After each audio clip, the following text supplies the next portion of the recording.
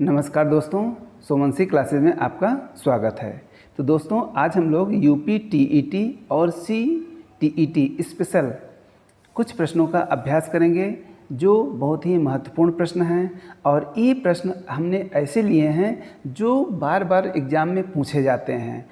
तो यहाँ से हम इन प्रश्नों के साथ साथ इनका उत्तर तो जानेंगे ही, इनसे रिलेटेड फैक्ट, व्याख्या भी हम इनका सीखेंगे, यहाँ पर समझेंगे। क्योंकि प्रश्न के अलावा व्याख्या से भी घुमा फिरा करके प्रश्न पूछे जाते हैं। तो अगर हम इनसे रिलेटेड कुछ फैक्ट भी पढ़ लेंगे तो एग्ज़ाम में हमको सुविधा होगी। और निश्चित रूप से अगर इस प्रकार के कोई भी प्रश्न पूछे जाते हैं तो आप कर लेंगे।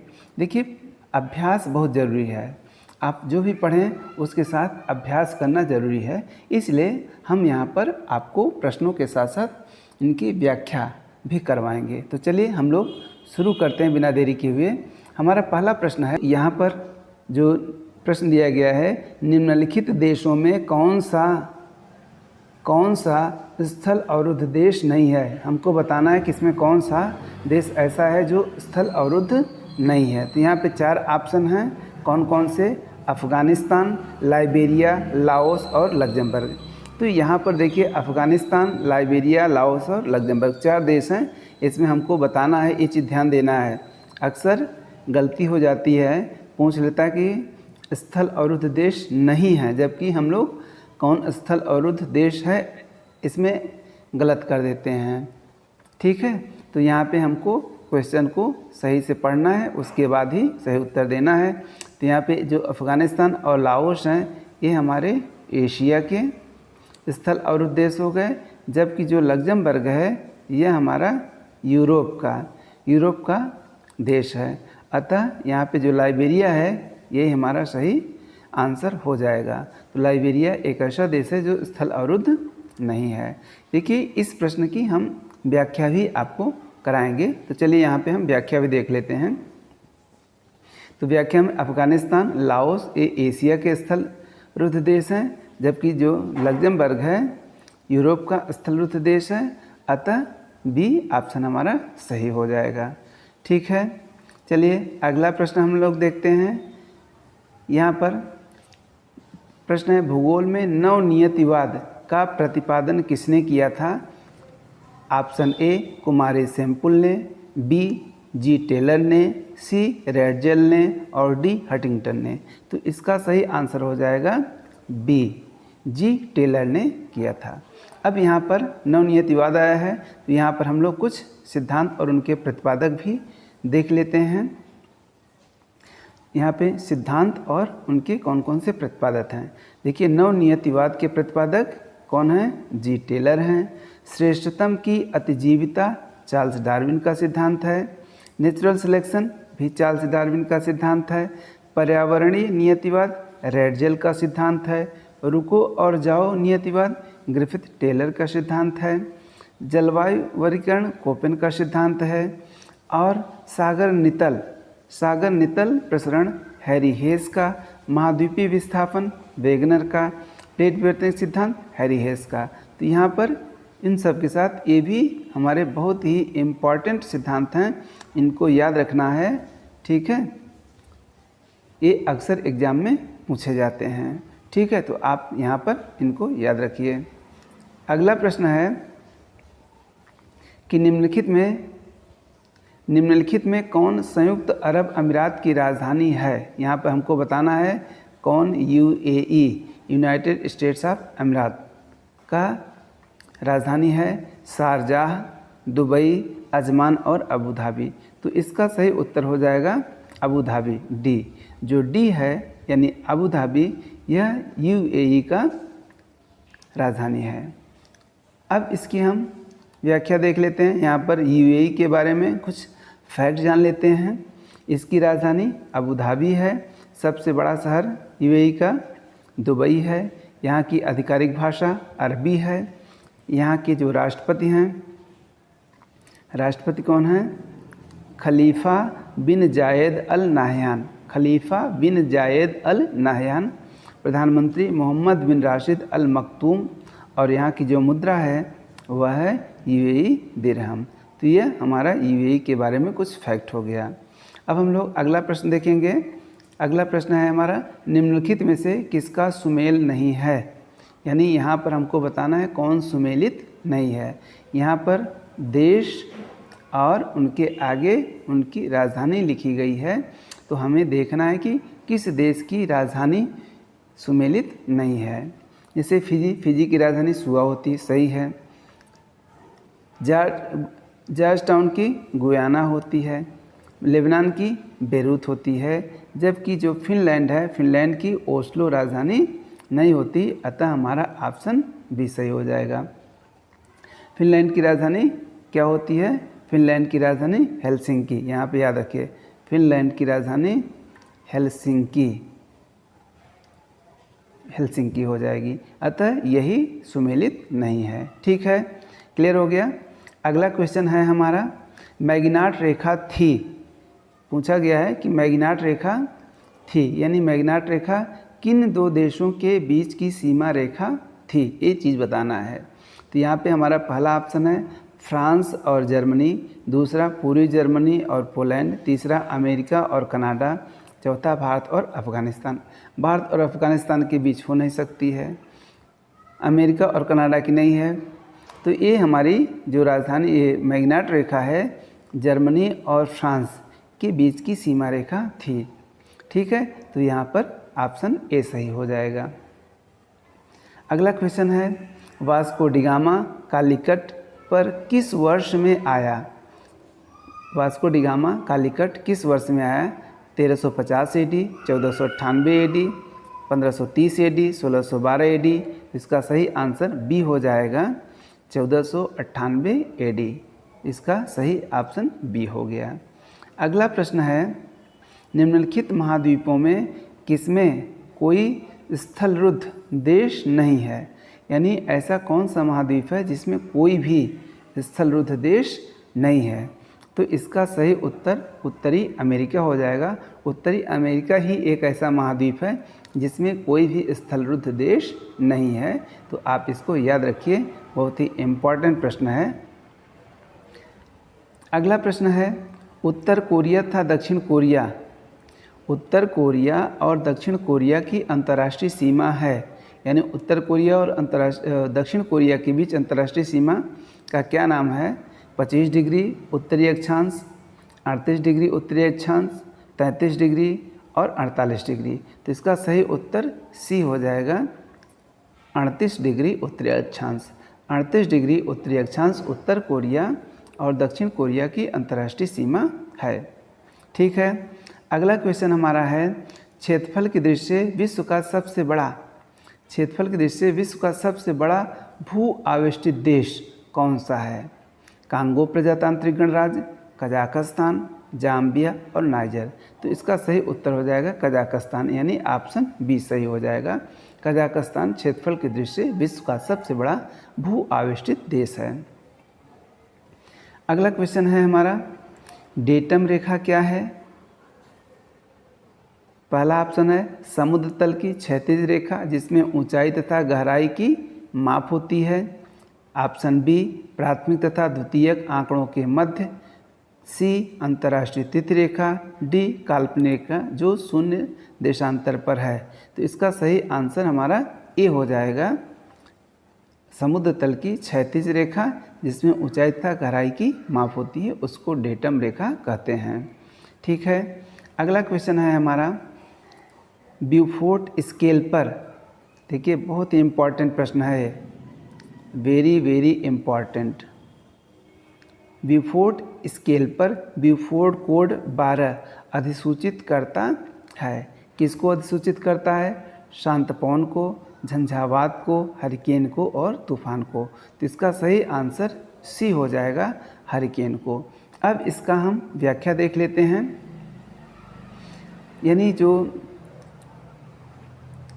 यह हवा की गति मापने के लिए एक पैमाना है जो अवलोकन के आधार पर हवा की तीव्रता को दर्शाता है। यानी यह पैमाना हवा की तीव्रता को नापता है। इसका पूरा नाम ब्यूफोर्ड पवन बल पैमाना है। पूरा नाम क्या है? ब्यूफोर्ड पैमाने का ब्यूफोर्ड पवन बल पैमाना। और इसे कब बनाया गया था? 1805 ईस्वी में। कौन बनाया था, किसने विकसित किया था? फ्रांसिस ब्यूफोर्ड ने। इन्हीं के नाम पर ब्यूफोर्ड पैमाना नाम दिया गया है।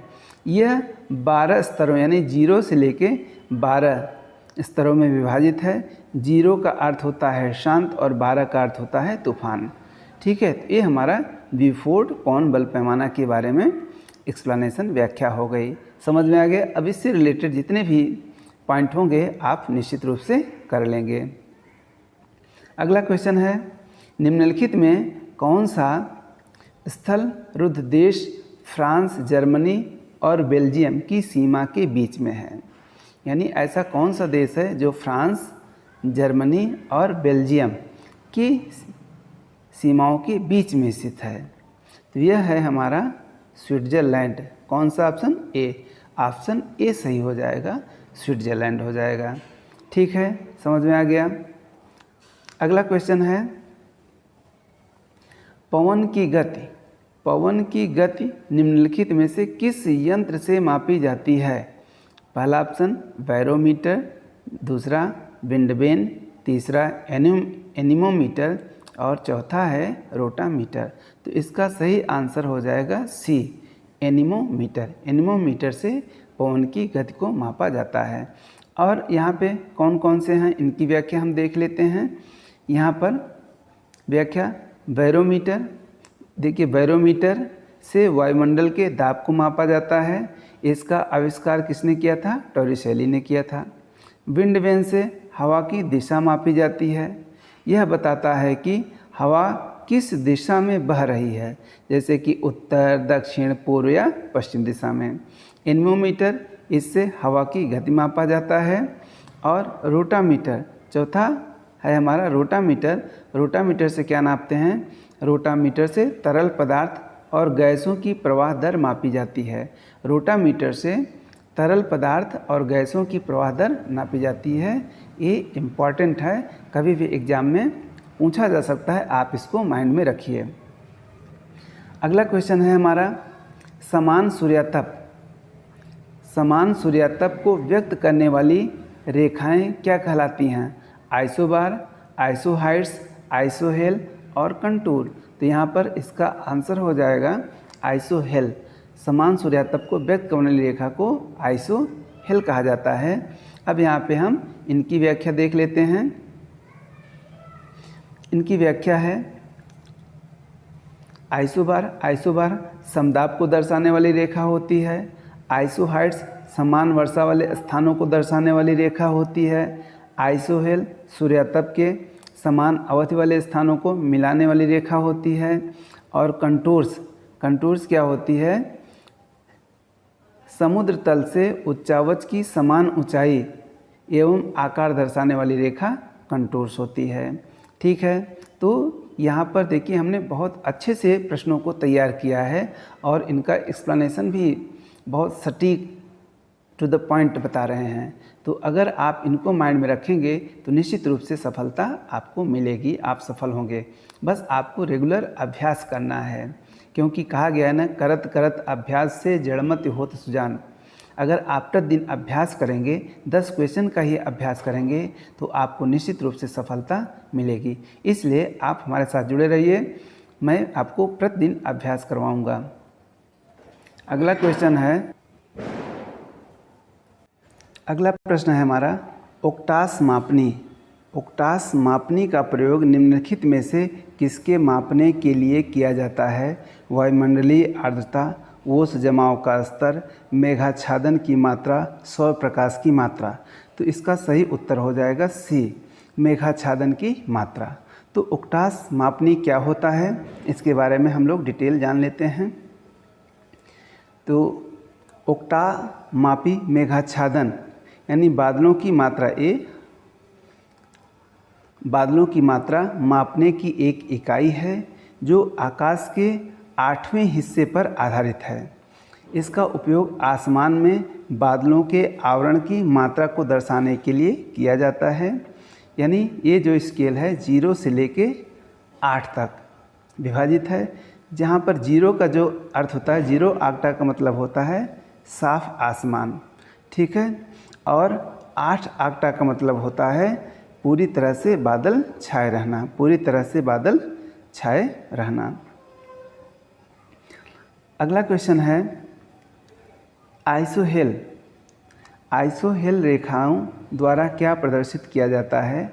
आइसोहेल रेखाओं द्वारा क्या प्रदर्शित किया जाता है? समान वर्षा, समान ऊंचाई, समान हिमताप और समान धूप। देखिए इसके पहले हम लोगों ने पढ़ लिया है कि आइसोहेल क्या होता है, तो वहाँ पर था सूर्यातप, सूर्यातप। तो सूर्यातप मतलब वही सूर्य का तापमान, धूप, समान धूप की मात्रा को दर्शाने के लिए। तो यहाँ पे ऑप्शन डी हमारा सही हो जाएगा, समान धूप, ठीक है। अगला क्वेश्चन है निम्न में कौन देश स्थल से घिरा है? कौन सा देश स्थल से घिरा है? मिस्र, चाड, सोमालिया और सीरा लियोन। तो यहाँ पर देखिए स्थल से घिरा हुआ है मतलब कौन सा देश स्थल रुद्ध देश है। तो यहाँ पर चाड, चाड ही एक ऐसा देश है जो स्थल रुद्ध देश है, अतः इसका आंसर बी हो जाएगा, ठीक है। अगला, अब यहाँ पर एक चीज़ हम इसकी व्याख्या देख लेते हैं, यानी अफ्रीका के 16 देश भू आविष्टित हैं। अफ्रीका में 16 देश भू आविष्टित हैं, जिसमें से अफ्रीका में चाड और लेसोथो ये 2 देश हैं और भी देश हैं, लेकिन ये मेन हैं, इम्पॉर्टेंट है, यही अक्सर एग्जाम में पूछे जाते हैं। तो आप इन दोनों को याद रखिए, चाड और लेसोथो को, ठीक है। ये दोनों भू आविष्टित, यानी भू आविष्टित को ही स्थल रुद्ध देश कहा जाता है, ठीक है। तो यहाँ पर आंसर हमारा बी हो जाएगा।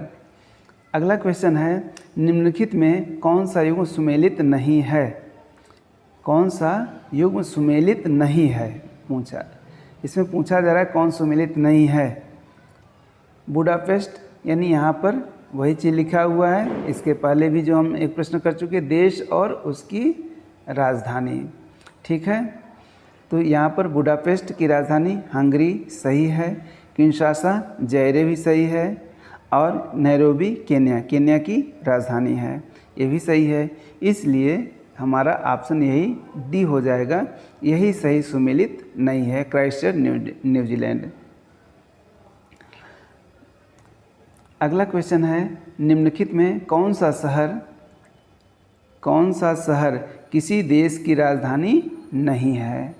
कौन सा शहर किसी देश की राजधानी नहीं है? Canberra, Sydney, Wellington, Riyadh. यहाँ देखिए कैनबरा ऑस्ट्रेलिया की राजधानी है, ठीक है। वेलिंगटन न्यूजीलैंड की, रियाद सऊदी अरब की। यही सिडनी किसी देश की राजधानी नहीं है, ये जो है ऑस्ट्रेलिया का एक शहर है, ऑस्ट्रेलिया का एक शहर है। इसकी हम व्याख्या देख लेते हैं। तो यहाँ पे हमारा जो आंसर होगा, आंसर बी सही हो जाएगा, सिडनी, ठीक है। तो यहाँ पे व्याख्या देख लेते हैं। कैनबरा ऑस्ट्रेलिया की राजधानी है, सिडनी ऑस्ट्रेलिया का सबसे बड़ा और सबसे पुराना शहर है, वेलिंगटन न्यूजीलैंड की राजधानी है, यह पृथ्वी का सबसे दक्षिणी राजधानी शहर भी है। याद रखिए वेलिंगटन यानी पृथ्वी का सबसे दक्षिणी राजधानी शहर वेलिंगटन है। रियाद सऊदी अरब की राजधानी है, सऊदी अरब की राजधानी, यह सऊदी अरब का सबसे बड़ा शहर और आर्थिक केंद्र भी है रियाद। रियाद का नाम अरबी शब्द रौधा से लिया गया है, जिसका अर्थ होता है उद्यान। तो रौधा का अर्थ होता है उद्यान। रियाद का नाम रौधा अरबी शब्द रौधा से लिया गया है, ये आप याद रखिए, ठीक है। तो अगला क्वेश्चन है निम्नलिखित में कौन सा सुमेलित नहीं है? यहाँ पे भी हमको देखना है कौन सुमेलित नहीं है। यहाँ पे भी देश और राजधानी ये दिया गया है। फिनलैंड की राजधानी Helsinki, Bolivia La Paz, Ethiopia Lusaka, Ukraine Kyiv. तो यहाँ पे देखिए सभी सही है, केवल इथोपिया की राजधानी लुसाका ये गलत है। फिनलैंड की राजधानी हेलसिंकी होती है, बोल्विया की लापाज होती है, यूक्रेन की कीव होती है। अब यहाँ पे इसकी व्याख्या हम देख लेते हैं। इथोपिया की राजधानी क्या है? अदिस अबाबा है। इथोपिया की राजधानी अदिस अबाबा अफ्रीका का सबसे ऊंचा शहर भी है, ठीक है। तो यह आज की हमारी सीरीज रही और आप लोग इसको अच्छे से एक बार दो बार देख लीजिए, ए एकदम तैयार हो जाएगा। एक्सप्लेनेशन ज़रूर पढ़िए। इसी तरह से हम आपको प्रतिदिन अभ्यास कराएंगे और आपके एग्ज़ाम, कोई भी एग्ज़ाम होगा, आप निश्चित रूप से ज्योग्राफी के सभी प्रश्न कर लेंगे। एक भी क्वेश्चन आपका गलत नहीं होगा। तो चलिए मिलते हैं अगले वीडियो में। धन्यवाद।